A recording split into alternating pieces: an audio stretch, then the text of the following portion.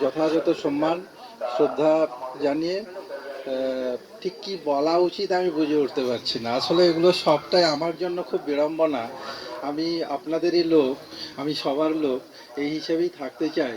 এবার হচ্ছে ঠিক মঞ্চের এদিকে বসলেই একটা বিড়ম্বনা প্রথম তৈরি হয়, তারপরে এই ধরনের একটা আসলে সম্মাননা মানেই তো হচ্ছে আসলে দায়িত্ব।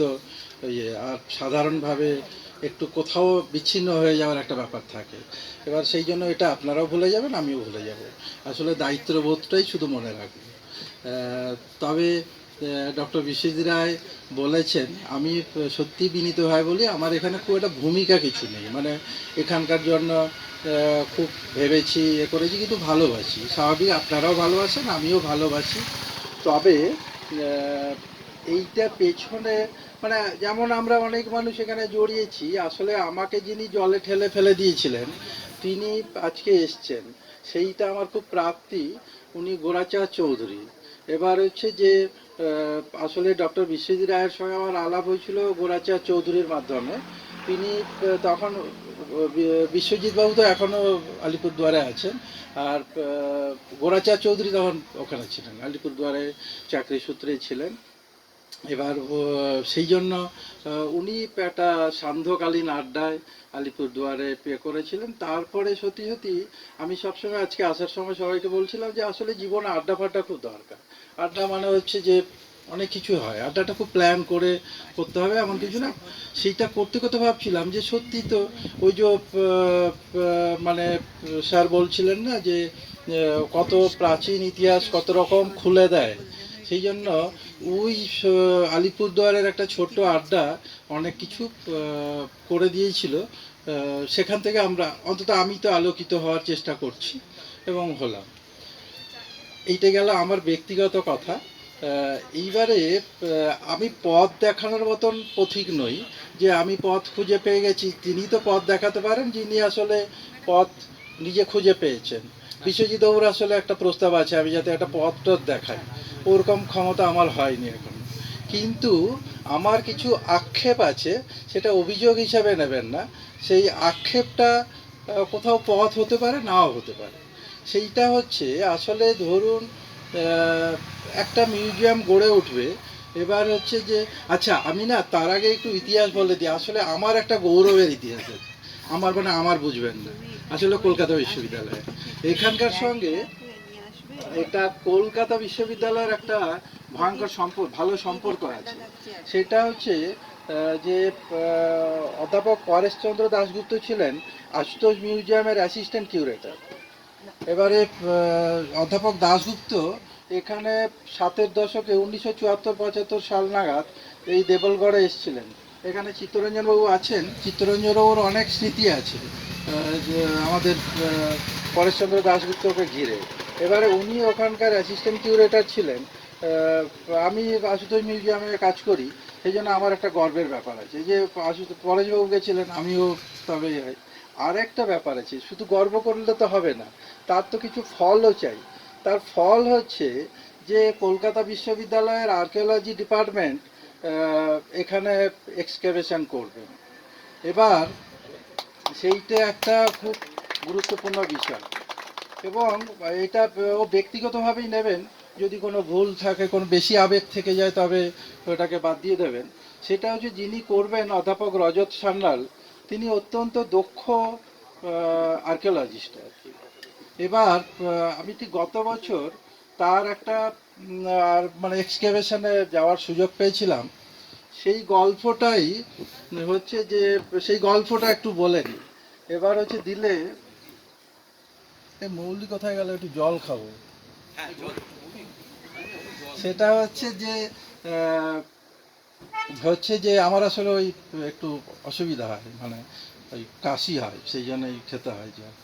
এবার হচ্ছে আমি আসলে একটু গল্পের স্টাইলে বলা পছন্দ করি, কারণ আমি এমন কিছু জানি না যেটা আপনারা জানেন না।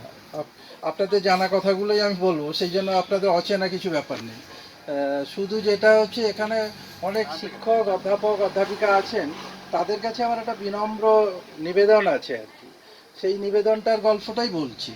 সেটা হচ্ছে গত বছর যখন গত বছর কলকাতা বিশ্ববিদ্যালয়ের আর্কিওলজি ডিপার্টমেন্ট যখন সাঁইথিয়া, বীরভূমের সাঁইথিয়া এক্সকাভেশন করছিলেন। আমি তখন গেছিলাম। এবার যাওয়ার পরে আমি প্রচণ্ড রোদ্দুর। এবারে হচ্ছে যে তখন একটা গাছের তলায় বসছিলাম। তখন আমি রজতবাবুকে জিজ্ঞেস করলাম, আচ্ছা কি লাভ হয় এই যে এক্সকাভেশন করে এখানকার মানুষের কি উপকার হবে? তখন রজতবাবু বললেন, দাঁড়ান, এই প্রশ্নের যিনি উত্তর দিতে পারবেন তাকে ডাকি। তিনি হচ্ছেন হরিপদ বাগদি। এবারে হরিপদ বাগদি এরকম একটা প্রশ্ন শুনে হরিপদ বাগদি গ্রাম থেকে দৌড়ে দৌড়ে এলেন। এসে এরকম শুনে বললেন যে মানে আপনি কি ধরনের উপকার চাইছেন? আমি বললাম, আসলে আমার নিজের মনে হয় যে বিজ্ঞান, ইতিহাস সমস্ত জিনিস আসলে মানুষের কল্যাণের জন্যই হওয়া উচিত। হয়ও, ভাবাও হয়, মানে হাইপোথেটিক্যালি তাই ভাবা হয়, কিন্তু কোথাও প্রয়োগের ক্ষেত্রে ভুল থেকে যায়। বললো কীরকম চাইছেন? আমি বললাম আপনার একটু গ্রামের গল্প শুনি। এবারে সেই জায়গাটা যেখানে এক্সকাভেশন হচ্ছিল ওই জায়গাটার নাম হচ্ছে অসুরডাঙ্গা। এবার হচ্ছে অসুরডাঙ্গা মানে আপনারা জানেন যে অসুর নামে একটা জাতি আছে। এবারে সেই জাতি, যেহেতু অসুর মহিষাসুরের সঙ্গে একটা ব্যাপার আছে, সেই জন্য কেউ অসুরডাঙ্গার লোকেরা কেউ নিজের গ্রামের নাম অসুরডাঙ্গা বলে না, একেবারেই বলে না। এবারে তারা পাশের গ্রাম পারচন্দ্রহাট সেই নামে চালিয়ে দেয়। নিজেদের গ্রাম জিজ্ঞেস করলে সবাই বলে পারচন্দ্রহাট। এবারে তখন আমি হরিপদবাবুকে জিজ্ঞেস করলাম, আচ্ছা এটা কেন বলছে? তখন বললো ওই যে অসুর আছে, অসুর হলেই লোকে খারাপ বলবে। এইতে শোনার পরে তখন আমি অসুর জাতি সম্পর্কে একটু আধটু জানি, যা আপনাদের বললাম। তখন আমি বললাম আরও গর্বের অনেক ব্যাপার আছে। তারপরে উনি বললেন, কিন্তু লোকে কি মানবে? সেই সময় আমি বললাম, আচ্ছা লোকে তো মারাতে হবে, কারণ হচ্ছে যে এই মাটি খোঁড়া হচ্ছে মানে কিছু একটা আছে। বললো কি বেরোবে? সেই সময় একজন জুনিয়র আর্কিওলজিস্ট উনি দৌড়ে এসে রজতবাবুকে বললেন, স্যার এইটা পেয়েছি। ওইটা একটা ওই পুঁতির মালা, আপনারা জানেন, বিটস। এবার ওইটা প্রায় 3000 বছর আগে এবং অসম্ভব একটা সুন্দর ব্যাপার। এবারে ওইটা চকচক করছে, ওইটা দেখে তখন হরিপদবাবু বললেন যে স্যার তবে এইটা তো খুব প্রাচীন ব্যাপার, এইটা তবে কারা করলো? তখন রজত স্যার খুব গম্ভীরভাবে বললো, এটা অসুররাই করেছেন। তখন আমি বললাম, দেখলেন তো, তবে হচ্ছে যে এই জিনিস তো আমরা করতে পারবো না, এটা 3000 বছর আগে অসুররা করছেন, এইখানে আপনার চোখের সামনেই বেরিয়েছে, এ তো আর কেউ আলাদা মিউজিয়ামে করে করেনি। সেক্ষেত্রে এইটা আজকে গ্রামে বলতে হবে সবাইকে। তখন হরিপদ বাগদি বললেন, আমি বুঝে গেলাম, পুরো বুঝে গেলাম, এবার কিন্তু আমি বললে হবে না। আসলে ওই লোক মারা গেছে সবাই তো বুঝতে পারে, কিন্তু রেজিস্টার ডাক্তার লাগে না মেডিকেল সার্টিফিকেটের জন্য। সেই জন্য বললো একটু আপনাকে বা যেতে হবে, আপনাকে বা রজত স্যারকে যেতে হবে গ্রামে। তখন রজত স্যারের তো মাথায় এত কাজ। তখন আমি বললাম ঠিক আছে আমি যাব। সেই গ্রামে একেবারেই পুরো দুটো গ্রাম পাশাপাশি তপশিলি জাতিভুক্ত গ্রাম, সবাই তপশিলি জাতিভুক্ত। হরিপদবাবু খুব বড় সংগঠক, উনি সবাইকে ডেকে দিলেন, 4টে মিটিং হলো। এবং সেই গ্রামে ডাকার পরে সে গভীর রাত্রে আমাকে এক বৃদ্ধ বলেছিলেন যে আপনি অনেক দিনের যন্ত্রণা আমার কমিয়ে দিলেন, আপনি আজকে আমার বাড়িতে খাবেন। এবারে ক্যাম্পে খাওয়া হবে। আমি বললাম, যা ক্যাম্পে একটা মিল বেঁচে গেল, এই শুধু এতগুলো লোকের মনের দুঃখটা কাটিয়ে দেওয়া গেল। আর হলো, আমার মনে হয় আসলে এই কাজটা প্রত্যেকটা জনপদের সঙ্গেই থাকে। আসলে ধরুন এখানকার ইতিহাসটাও, এখানে আমরা যতটুকু জানি, আমি যতটুকু জানি, সেটা হচ্ছে যে এখানে কুমোরদের ইতিহাস, এখানে কুমোরদের রাজা ছিলেন, এরকম একটা লোককথা তো আছে। এবার হচ্ছে যে সেই সে কুমোরদের হতে পারে, কামারদের হতে পারে, ব্রাহ্মণের হতে পারে, অনেক কিছু হতে পারে। যেটা হচ্ছে যে সমস্ত সৃষ্টির পেছনে সাধারণ মানুষেরাই থাকেন। রাজা রাজড়ারা তো মানে স্পন্সর হয়, কিন্তু করেন তো সাধারণ মানুষেরা।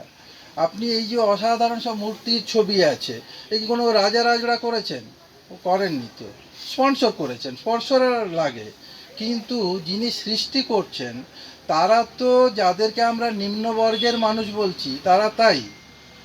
এবারে তাদের কথা তবে সঠিকভাবে আমাদের বলতে হবে যে এই কাজগুলো নিম্নবর্গের মানুষেরা করেছেন, এবং যাদেরকে আমরা যে কোনোভাবে প্রান্তিক করছি সেই প্রান্তিক মানুষেরা করছেন। সেইটা করতে পারলে যেটা হবে যে আজকে একটা মিউজিয়াম, সেই মিউজিয়ামটা যেন একটা বিলাসিতার জায়গা না হয়ে যায়। মিউজিয়াম কেমন বিলাসিতার জায়গা হয়? মিউজিয়াম হচ্ছে লেখাপড়া করা মানুষের একটু, কোট অ্যান্ড কোট খারাপভাবে নেবেন না, হালকাভাবে শীতের সকাল একটু আঁতলেমো করার জায়গা। এই যে আইকনোগ্রাফি, এই মূর্তিটা দেখছো, এই চোখটা দেখছো, এইটা আমাদের ট্রেন্ড, এটা খারাপ বলছে না। কিন্তু ঘটনা হচ্ছে যে সাধারণ মানুষের কোথায় ইনভলভমেন্ট, সাধারণ মানুষেরা কিভাবে করেছে, এইতে কোথাও আমাদের বার করতে হবে। এটা কঠিন কাজ নয়, এটা খুব সোজা কাজ। এটাও আরেকজন আর্কিওলজিস্ট করেছিলেন, আপনারা মোগলমারি জানেন। মোগলমারিতে প্রফেসর অশোক দত্ত মারা গেছেন। অশোক দত্ত লুঙ্গি পরে দান মাস্তে মাস্তে গ্রামে ঘুরতেন। এবার এটা মোগলমারিটা দাঁতনের একটা বৌদ্ধবিহার। এবার হচ্ছে ওখানে ওই আর কি সবাই যা করে সবাই, মানে বিশ্বজিৎ বলছিলেন না যে মাটি হচ্ছে যেই বুঝে যায় তখন আবার লুকিয়ে ফেলে।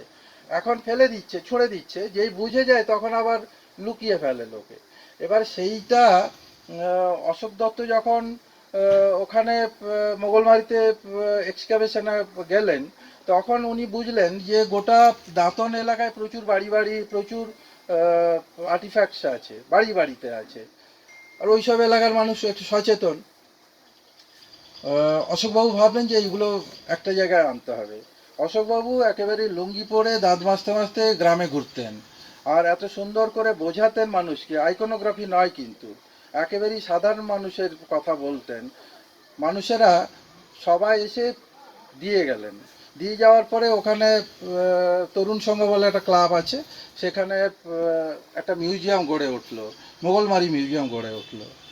সেই জন্যই আমাদের প্রথম কাজ হচ্ছে, আমার মনে হয় যে আসলে স্মৃতি সব মানুষের থাকে।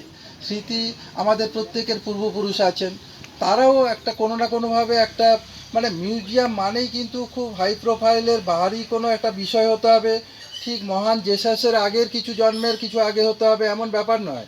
আপনি যদি আপনার পূর্বপুরুষকে ভালোবাসেন, আমি যদি আমার পূর্বপুরুষ, আমার দাদুর লাঠিও তো আমার কাছে মূল্যবান, যে লাঠি দিয়ে দাদু হাঁটতেন। তবে সেক্ষেত্রে সেইটা আমাদের দাদুর লাঠি হতে হবে, আমাদের আরও অনেক কিছু হতে হবে। সেই জন্য এইটা প্রত্যেক মানুষের স্মৃতি আছে, এবং সেই স্মৃতিগুলোকে যদি আমরা একটা জায়গায় আনতে পারি তবে একটা মিউজিয়াম গড়ে ওঠে। আর এই যে এখানে যে দেবলগড় যে মিউজিয়াম গড়ে উঠেছে, সেই মিউজিয়াম স্বাভাবিকভাবেই অনেক মানুষের স্মৃতি আছে, আমাদের অনেক পূর্বপুরুষের স্মৃতি আছে।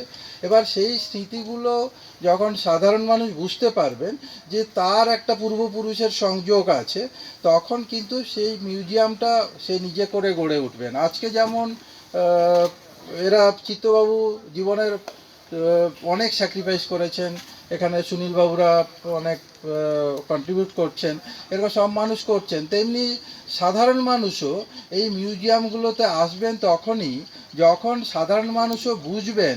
যে কোনো মিউজিয়াম, আমি দেবলগড় মিউজিয়ামের কথা বলছি না, আমিও একটা মিউজিয়ামে কাজ করি, সব মিউজিয়ামকেই মানুষের কাছে যেতে হবে, মানুষের হতে হবে। এবং সেইটা তখন কিন্তু যেমন, মানে আমরা যে কোনো যে মেলা করি আমরা, সেই মেলাগুলোতে তো মানুষ তার একটা অংশগ্রহণ থাকে, তেমনি মিউজিয়ামগুলোতেও এই অংশগ্রহণটাকে নিশ্চিত করার জন্য যেটা আমাদের করতে হবে সেটা হচ্ছে একটা জিনিসকে খুব সহজ করে ভাবতে শেখাতে হবে। এইটা ভুল বুঝবেন না, এইটা শিক্ষা ব্যবস্থা, এটা আমরা কঠিন করে দিই। আসলে শিক্ষা ব্যবস্থায় এটা আমরা ভাবি যে কঠিন করে আইকনোগ্রাফিটা না বললে আমি যে কিছু জানি এইটা বোঝানো গেল না, কিন্তু আমি যে কিছু জানি এইটা বোঝাতে গিয়ে সামনে যদি ফাঁকা হয়ে যায় তবে তো মুশকিল। আজকে দেখছেন তো শিক্ষা, স্কুল কলেজ ইউনিভার্সিটিতে স্টুডেন্ট নেই, তার কারণ কিন্তু অনেক, কিন্তু আমি কি কোথাও দায়ী নই? আমিও কোথাও দায়ী থেকে যাই।